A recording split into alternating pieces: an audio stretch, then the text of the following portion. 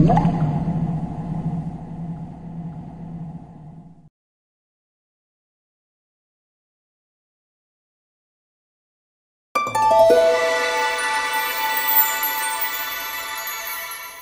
मित्रांनो, जेव्हा दोन शेतकऱ्यांची बऱ्याच दिवसांनी गाठभेट होते त्यावेळी अगदी आपुलकीने ते एकमेकांना काय विचारतात हो, कसं काय हवा पाणी, पाऊस पाणी बरं आहे ना व, बरोबर ना? पण मित्रांनो मला सांगा, तुम्ही कधी कोणत्या शेतकऱ्याला इतक्याच आपुलकीनं मातीबद्दल चौकशी करताना पाहिले का? म्हणजे बघा, कोणी असं विचारतं का, काय म्हणते तुमच्या शेतातली माती, तिची तब्येत वगैरे बरी आहे ना? आता तुम्ही म्हणाल मातीची तब्येत, अहो मग फार महत्त्वाची असते ही मातीची तब्येत. मित्रांनो, शेतीसाठी हवा आणि पाण्याबरोबरच मातीसुद्धा अत्यंत महत्त्वाची आहे हे तर तुम्ही जाणताच. शेती समृद्ध करायची असेल आणि त्यातून भरघोस उत्पन्न घ्यायचं असेल तर माती सुदृढ करणं हे गरजेचं आहे. किंबहुना माती सुदृढ केल्याशिवाय हे करणं शक्यच नाही. मित्रांनो, तुम्हाला तर माहीतच आहे, सुदृढ माती जोरदार पीक, आजारी माती कमजोर पीक. मग आता तुम्ही म्हणाल की आमची माती सुदृढ आहे की आजारी, हे नक्की ओळखायचं कसं? मित्रांनो, जमिनीची सुपीकता ओळखण्यासाठी एक महत्त्वाचा घटक म्हणजे सेंद्रिय कर्ब. ज्या मातीमध्ये सेंद्रिय कर्बाचं प्रमाण जास्त त्या मातीची सुपीकता जास्त. मित्रांनो, सेंद्रिय कर्ब आणि मातीतील इतर महत्त्वाच्या घटकांची माहिती मिळवण्यासाठी माती तपासणी अर्थात माती परीक्षण करणं गरजेचं आहे. आणि या विषयावर आम्ही एक स्वतंत्र फिल्म बनवली आहे, ती तुम्ही अवश्य पहा. आता मित्रांनो, ही मातीची सुपीकता वाढवण्यासाठी नक्की काय केलं पाहिजे? यासाठी अनेक गोष्टी आपल्याला करता येतील.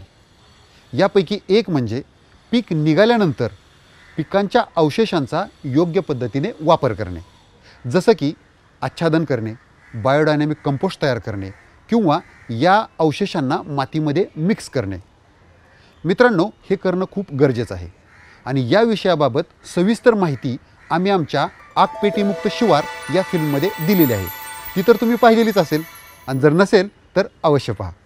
मित्रांनो, आपले बरेचसे शेतकरी बांधव मातीची सुपीकता वाढवण्यासाठी शेणाचा आणि गुराच्या मूत्राचा विविध पद्धतीने वापर करतात. जसं की त्यापासून जीवामृत, पंचगव्य, गोसंजीवक तयार करून वापरतात. तर काही शेतकरी बांधव हे डायरेक्ट शेणखत टाकतात. पण मित्रांनो, तुम्हाला तर माहीतच आहे, दिवसेंदिवस या जनावरांची संख्या ही कमी होत चाललेली आहे आणि त्याचबरोबर शेणाचा तुटवडाही वाढत चाललेला आहे. त्यामुळे गरजू शेतकऱ्यांना आवश्यक एवढं शेणखत एकतर मिळत नाही आणि मिळालं तर त्याच्या किमती इतक्या वाढलेल्या असतात की ते शेतकऱ्यांना परवडत नाही. मग अशा परिस्थितीमध्ये जमिनीची सुपीकता नक्की वाढवायची कशी? मित्रांनो, मी जर तुम्हाला सांगितलं की तुमच्या शेतासाठी आवश्यक असलेलं खत हे तुम्ही तुमच्या शेतातच उगवू शकता तर तुम्हाला विश्वास बसेल? नाही ना?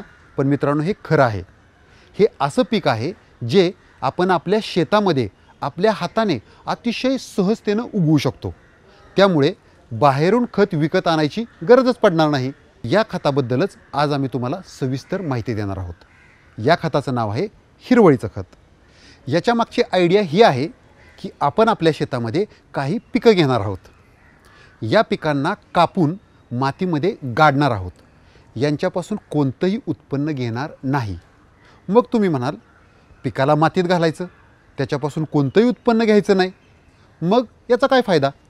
मित्रांनो, सांगतो. ही काही विशेष पिकं आहेत जी हिरवळीची पिके म्हणून ओळखली जातात. उदाहरणार्थ ताग, धेंचा, मूग, उडीद, शेवरी, गवार, चवळी, बरसीम, लसूण घास यासारखी पिकं. या पिकांचा खास गुणधर्म म्हणजे ही पिकं द्विदलवर्गीय असल्यामुळे त्यांच्या मुळावर नत्र स्थिर करणाऱ्या जीवाणूंच्या गाठी असतात. त्याचबरोबर ही पिके फुलोऱ्यात येण्याआधी म्हणजेच 45 दिवसापर्यंत त्यामध्ये पिकासाठी आवश्यक असलेल्या अन्नद्रव्य मोठ्या प्रमाणावर असते. ही पिके जमिनीत गाडल्यामुळे मातीचा सेंद्रिय कर्ब झपाट्याने वाढतो. त्यामुळे पुढच्या पिकाला याचा प्रचंड फायदा होतो आणि आपण म्हणतोच की या पिकाचा बेवड लय भारी आहे. मित्रांनो, आता तुम्ही म्हणाल, जर शेतामध्ये खतं उगवली तर पिकं कुठं उगवायची? शिवाय आमचा एक हंगाम वाया जाणार. मित्रांनो, बरोबर आहे तुमचं. बऱ्याच शेतकऱ्यांची हीच अडचण आहे. आज आपण एका अशा शेतकऱ्याला भेटणार आहोत ज्यांनी या अडचणीवर एक मस्त तोड काढली आहे. हे शेतकरी स्वतःच्या शेतामध्ये पिकंही उगवतात आणि खतंही उगवतात. त्यामुळेच त्यांनी शेतीबरोबर स्वतःच्या जीवनाचाही कायापालट करून टाकला आहे. मित्रांनो, भेटायचं या शेतकऱ्याला. चला.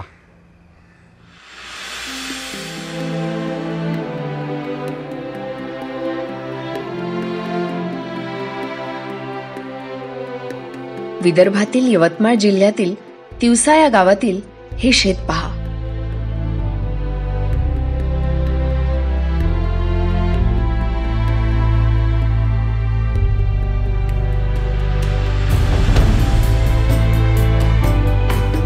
किती छान वाटतंय नाही? निसर्गातील विविध घटक इथे आनंदाने वावरताना दिसतात. यामागे आहे शेतकरी सुभाष शर्मा यांचा दृष्टिकोन आणि केलेली मेहनत. चला ऐकूया त्यांच्याच तोंडून या शेताची गोष्ट. 8.5 वर्षापूर्वी हा शेत घेतला. त्यावेळी या शेताचं ऑर्गॅनिक कार्बन हे 0.4च्या खाली होतं. इथचं पाणी, या शेतात पाणी नव्हतं, पाण्याचा अभाव होता. या शेतात एकही झाड नव्हता. पण असे असूनही सुभाषजींनी काही खूणगाठी मनाशी पक्क्या बांधल्या होत्या. मी चांगल्या पद्धतीने शिकून घेतलं होतं का मातीची सुपीकता शिवाय मला प्रगती साध्य करता येणार नाही. पाणी घडवल्याशिवाय माझी प्रगती होऊ शकणार नाही. इकॉलॉजी शिवाय माझं चांगलं. तर तिन्ही गोष्टीवर मी आल्याबरोबर भर दिला. मागे न हटता सुभाषजींनी कामाला सुरुवात केली आणि अवघ्या काही वर्षातच जमिनीचा कायापालट झाला. जे ऑर्गॅनिक कार्बन 0.4 होतं, आज ते 2च्या वर गेलेलं आहे. ही सुपीक माती घडवण्यासाठी सुभाषजींनी अनेक गोष्टी केल्या. तणांचा आणि पिकांच्या अवशेषांचा सदुपयोग करण्याबरोबरच सुभाषजींनी आणखीन एक वेगळाच प्रयोग केला. तो म्हणजे हिरवळीचे खत. असे खत जे शेतातच उगवले जाते आणि जागच्या जागी शेतातच टाकले जाते. चला याबाबत तपशिलात जाणून घेऊ. हिरवळीच्या खतासाठी अगदी विचारपूर्वक काही बियाण्यांची निवड करण्यात आली. तर ज्याच्यातून जास्तीत जास्त बायोमास तयार होईल कमी बियात, तर अशा प्रकारचं बायोमास तयार करण्याची सिस्टीम उभी केली ती. आणि लवकर कुजणारं ते बायोमास असायला पाहिजे, तशातलं बियाणं निवडलं. तर त्या बियाण्यात आम्ही 4 किलो बाजरा घेतला. बाजरा हा खूप बारीक बिया आहे, तर कमी बियात प्रचंड बायोमास मिळते. त्याच्या मागचा लॉजिक तो होता. 6 किलो चवळी घेतली. चवळी हे नायट्रोजन फिक्सेशन करेल तिथे आणि त्यांच्या जीवाणूंची संख्या वाढेल. आणि 15 किलो बोरू किंवा ढांचा यापैकी कोणतंही एक, अशा रीतीने हे 25 किलो एका एकरात पेरण्याचं काम आम्ही चालू केलं. पण हे खत पेरण्यासाठी शेतातील जमीन द्यायची म्हणजे जरा अवघडच. पण यावर सुभाषजींनी एक तोडगा काढला. तंत्र असं जुळवलं का त्याला पैसाही मिळाला पाहिजे आणि पीकही मिळाला पाहिजे. तुरीचं पीक वारे माप घ्यायचं असेल तर त्याला सूर्यप्रकाश आणि हवा याची गरज आहे. जुळलं आमचं, बढिया झालं. म्हणजे सूर्यप्रकाश आणि हवा पाहिजे, म्हणजे अंतर वाढवायचं आहे. त्याचं अंतर वाढवलं. तुरीच्या पिकामधील अंतर वाढवण्यात आले. 12.5 फुटावर तुरीची जोडओळ पेरून मधल्या जागेत हिरवळीच्या पिकांचे 6 तास पेरण्यात आले. आता तुम्ही म्हणाल, मग आंतरपीक न घेतल्याने आर्थिक नुकसान नाही का होणार? पण जरा धीर धरा, याचं उत्तर तुम्हाला आपोआप मिळेल. पेरणी झाल्यावर 50 दिवसांनंतर ही हिरवळीची पिके फुलावर यायच्या वेळेसच ते कापून त्यांचे जागच्या जागीच मल्चिंग करण्यात आले. तर त्याचा थर हा 1 फुटाच्या जवळपास जमिनीवर आच्छादन झालं. एवढं मोठं प्रचंड आच्छादन झालं. तर त्या आच्छादनावर मग पावसाचं पडणारं पाणी त्याचं बाष्पीभवन होत नाही. मग पाण्याचा बाष्पीभवन झाला नाही तर तिथे ओलावा टिकून राहील. ओलावा टिकून राहील तर जीवाणूची संख्या, मग ही संख्या जी वाढते त्याच खताला ते उत्तम खतात कन्वर्ट करण्याचं काम करतं, हिरवळीच्या खताला. कापणीनंतर हिरवळीच्या पिकांना परत फुटवे आले. यावेळी कापणी न करता ते तसेच ठेवण्यात आले.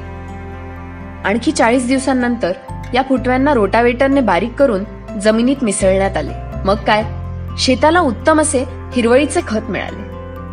हिरवळीच्या खतामुळे शेतात एका सुचक्राची सुरुवात होते. मल्चिंगमुळे बाष्पीभवन कमी होते, त्यामुळे जमिनीत ओलावा टिकून राहतो. मग पोषक वातावरण व खाद्य मिळाल्याने मातीत जीव जीवाणू तसेच मुंग्यांसारख्या कीटकांची झपाट्याने वाढ होते. या कीटकांच्या जीवनचक्रामुळे मातीची सुपीकता वेगाने वाढते. तसेच हे कीटक माती भुसभुशीत करतात. त्यामुळे मातीत पाणी मुरते आणि जमिनीतील पाण्याची पातळी सुद्धा वाढते. अशा पद्धतीने या सुचक्रामुळे शेतीला खूपच फायदा मिळतो. आता वळूया उत्पन्नाकडे.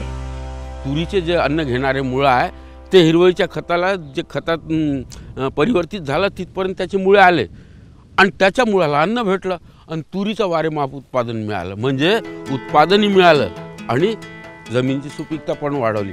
या खतामुळे सुभाषजींच्या शेतातील तुरीच्या पिकाचे उत्पन्न भरमसाठ वाढले. एका एकरातून चक्क 15 क्विंटल पेक्षा जास्त तुरीचे उत्पन्न मिळाले. एवढेच नाही तर हिरवळीच्या खतामुळे इतर अनेक फायदे सुभाषजींच्या शेताला मिळाले. तर हा सापळा पीक म्हणून काम करताय, म्हणजे फवारणीचं काम नाही. तर हिरवळीचं खत घेतो तर आपला निंदणाचा खर्च हा 80% कमी होतो. फायदे लक्षात आल्यानंतर सुभाषजींनी हे खत घेण्याच्या इतर पर्यायांचाही शोध घेतला. हे कोणाकोणाबरोबर जुळवता येते मग त्याचा अभ्यास केला. तर कपाशी बरोबर उत्तम जुळवता येते. कपाशीलाही सूर्यप्रकाश आणि हवा असेल तर त्याचं बोंड 1.5 पटीने मोठं होते. मग ऊसाच्या पिकाबरोबर हिरवळीचं खत घ्यायचं, ऊसाचं अंतर मोठं करायचं, म्हणजे ऊसाचं उत्पादन जास्त भेटते, जमिनीची सुपीकता पण वाढते, मग पाणी तिथे थांबते तर ऊसाला पाणी कमी लागते. अशा रीतीने अनेक फायदे या हिरवळीच्या खतातून मिळते. म्हणून हा प्रत्येक शेतकऱ्यांनी हा तंत्र आणि मंत्र शिकून घेतलं तर प्रगती उद्या तुमच्या दारावर आहे. हिरवळीच्या खताचे आर्थिक गणित बघता एका एकरासाठी 2000 रुपयांपेक्षाही कमी खर्च येतो. परंतु मातीची सुपीकता वाढवण्यात आणि पर्यायाने उत्पन्न वाढवण्यात हे खत अत्यंत मोलाची भूमिका बजावतं. म्हणून आंतरपीक न घेतल्याने झालेल्या आर्थिक नुकसानापेक्षा जास्त फायदा मुख्य पिकाच्या वाढलेल्या उत्पन्नातून मिळतो. तसेच पुढील वर्षी किंवा पुढील हंगामात आंतरपीक सुद्धा घेता येते.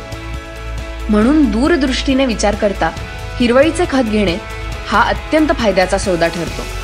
म्हणूनच प्रत्येक शेतकऱ्याने हे खत घेतलेच पाहिजे. आणखी एक महत्त्वाची गोष्ट म्हणजे शेणखताच्या जोडीने जर हिरवळीचे खत वापरले तर त्याचा शेताला दुहेरी फायदा मिळतो. म्हणून जेवढे केवढे शेणखत उपलब्ध असेल तेवढ्या शेणखताबरोबर हिरवळीचे खतही घ्यावे. आणि जर शेणखत उपलब्ध नसेल तर हिरवळीचे खत तर घ्यावेच घ्यावे.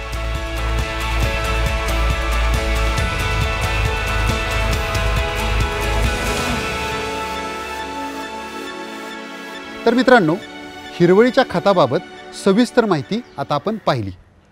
यावरून एक गोष्ट नक्कीच तुमच्या लक्षात आली असेल. ज्या पिकाच्या 2 ओळीमध्ये 3 फूट किंवा 3 फुटापेक्षा जास्त अंतर आहे अशा पिकामध्ये हिरवळीची खते आंतरपीक म्हणून आपण घेऊ शकतो. उदाहरणादाखल कापूस, तूर, ऊस, फळबाग इत्यादी. हे हिरवळीचं खत वर्षातून एकदा घेतलं तर अतिउत्तम. आणि जर काही अडचण असेल तर 3 वर्षातून एकदा हे घेतलंच पाहिजे. अगदी शेणखतासारखं. शेणखत नाही का आपण वर्षातून एकदा टाकतोच, परंतु काही अडचण असेल तर 3 वर्षातून एकदा नक्की टाकतो. मित्रांनो, हिरवळीची खते आंतरपीक म्हणून घेताना हिरवळीच्या खतासाठी ज्या ठिकाणी आपण हिरवळीची पिके लावली होती त्या ठिकाणी पुढील वर्षी मुख्य पीक घ्या आणि मुख्य पिकाच्या ठिकाणी हिरवळीचं पीक घ्या. अशी आलटापालट केल्यामुळे संपूर्ण शेतातील माती ही सुपीक होईल, त्याचा सेंद्रिय कर्ब वाढेल आणि आपलं पीक जोरदार येईल. तर मित्रांनो, मातीची सुपीकता वाढवण्याच्या अनेक पद्धती आहेत. जसं की पिकाच्या अवशेषांचा सुयोग्य वापर, जीवामृत, शेणखत, नाडेप, गांडूळ खत, कारखाना कंपोस्ट, हिरवळीची खतं यासारख्या खतांचा सुयोग्य वापर करा आणि तुमची माती सुदृढ, समृद्ध आणि सुपीक बनवा. आणि हे काम आजच्या आजच हाती घ्या.